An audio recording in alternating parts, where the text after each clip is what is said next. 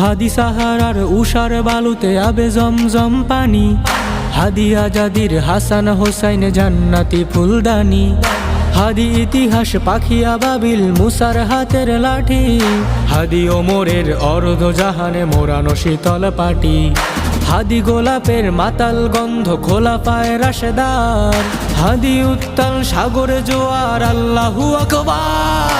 আবু বকরের সিদ্দিকী থেকে আলোর ঝরনায় নে, হাদি জেগেছিল তরুণ আলীর সাহসের সুধা টেনে।